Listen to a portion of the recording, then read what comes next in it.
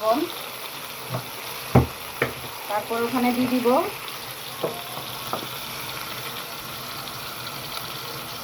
আধা চামচ মতো করে হলুদ গুঁড়া একটু দিব,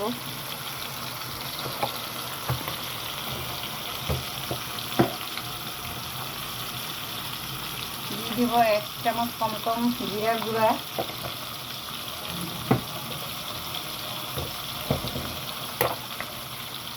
দিয়ে দিব আধা চামচ বেশি প্রায় আধা চামচের মরিচ গুঁড়া,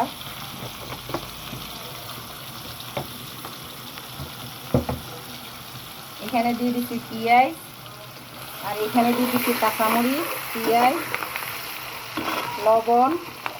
এখন দিয়ে দিব 1 চিমটি জিরা, আস্তা জিরা মানে গোটা জিরা,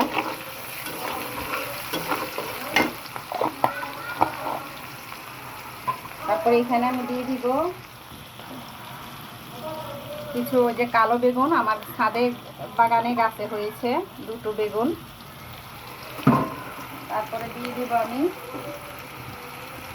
টমেটো, তারপরে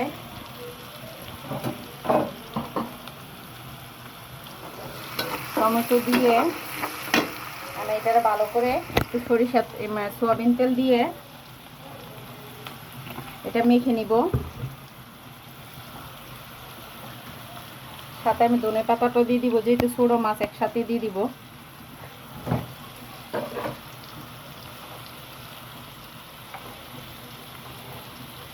দিয়ে দিব এখানে 1 টেবিল চামচ রসুন বাটা,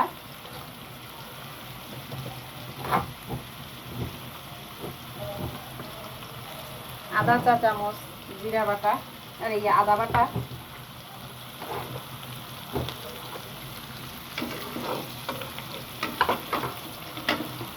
এখন আমি ওদিকে পেঁয়াজটা রেডি হয়ে আসছে, আমি এখন এগুলো ভালো করে মেখে নিয়ে তারপরে দিয়ে দিব।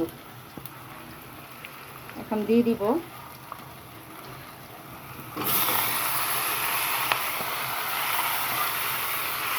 একটু নেড়ে ছেড়ে দিব,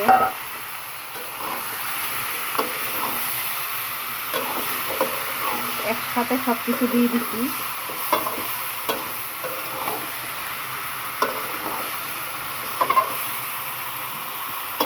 চুলার আঁচটা কমিয়ে দিলাম, বেশি গরম হয়ে গেছে। এবার হালকা করে আলতোভাবে নেড়ে নেড়ে আমি ঢাকা দিয়ে এটা রেডি করে নেব, তারপরে কেমন হয়েছে বাকিটা দেখিয়ে দিব। এবার আমি মুরগিটা বসাচ্ছি, মুরগি মানে আজকে ভুনা করব পেঁয়াজ দিয়ে, সোয়াবিন তেল দিয়ে দিচ্ছি। এখানে দিয়ে দিচ্ছি তেজপাতা, দারচিনি, গোলমরিচ, লংমরিচ, কাঁচামরিচ, পেঁয়াজ। তারপরে এখানে আমি দিয়ে দিলাম, দেখো এখানে দেখাও আমি কাঁচামরিচ, গোটা কাঁচামরিচ, 2টা টমেটো, পেঁয়াজ, আদা 2 থেকে আড়াই টেবিল চামচ পর্যন্ত, সয়াবিন তেল দিয়ে দিলাম।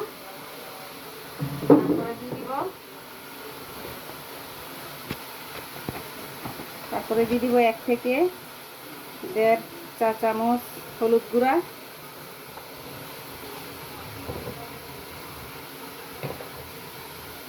তারপরে দিয়ে দিব 1 থেকে 1.5 চা চামচ জিরা গুঁড়া, তারপরে দিয়ে দিব 1 থেকে 1.5 চামচ মরিচের গুঁড়া, একটু বেশি দাও, বেশি দিলে জাল হয়ে গেলে। দিয়ে দিব 1 থেকে 1.5 টেবিল চামচ লবণ, তারপরে দিয়ে দিব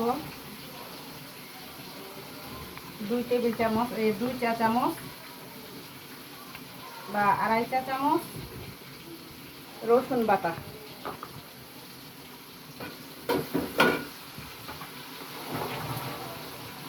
এদিকে পেঁয়াজটা হচ্ছে আর আমি মাংসটা আগে মেখে নিব।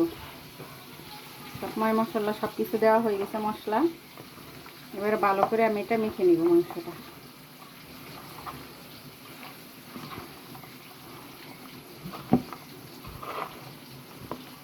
বড় হাঁড়ি নাই, এই জন্য আজকে ছোট থালিতে এই যেটাতে করছি ওটা থেকে ধুয়ে ওটার মধ্যে নিয়ে মেখে নিচ্ছি।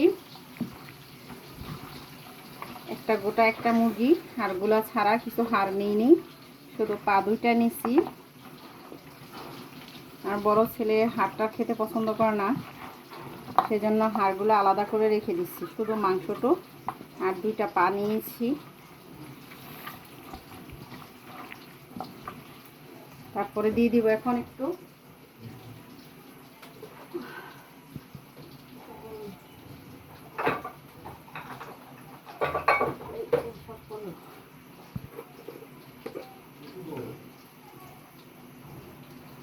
চামচ মুরগির মাংসের মশলা।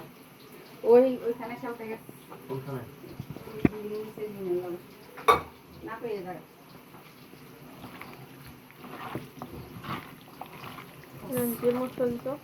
এটা 1 চা চামচ দিলাম মুরগির মাংসের মশলা।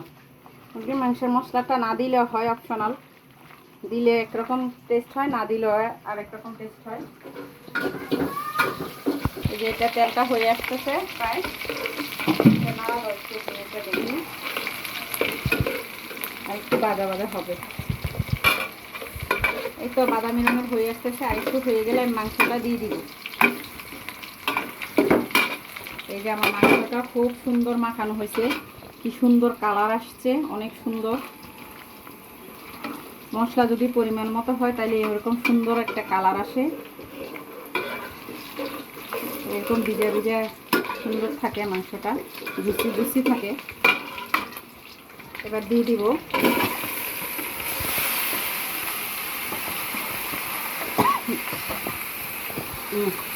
গাজর দিয়ে পরে মাংসটা দিয়ে দিব।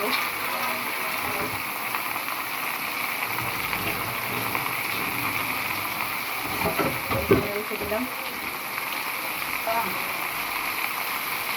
ভালো করে নেড়ে চেড়ে নেব।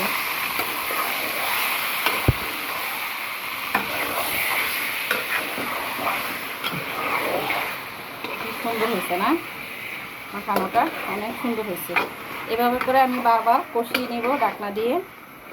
ঢাকনাটা এখন দিয়ে দিব। আর বসানোটা হয়ে গেল। এবার আমি দেখব মৌলিয়া মাছটা কেমন হয়েছে, এটা উঠিয়ে নিতে হবে। এই যে আমরা বলি মৌলিয়া মাছ, আর অনেকেই বলে এটা মরুলা মাছ, কিন্তু আমরা বলি এটাকে মৌলিয়া মাছ, যে যেভাবে বলে থাকেন। এই যে আমার রান্নাটা প্রায় হয়ে এসছে, একটু মাখা মাখা ঝোল রাখবো, তাতে একটু নিয়ে খাওয়া যায়। তাতে কালো বেগুন দিয়ে দিয়েছিলাম, প্রায় হয়ে আসছে। ঢাকনা দিয়ে দিলাম, হয়ে গেছে প্রায়। আমি উঠিয়ে নেব, এটা তো ঢাকনা দিয়ে দিব।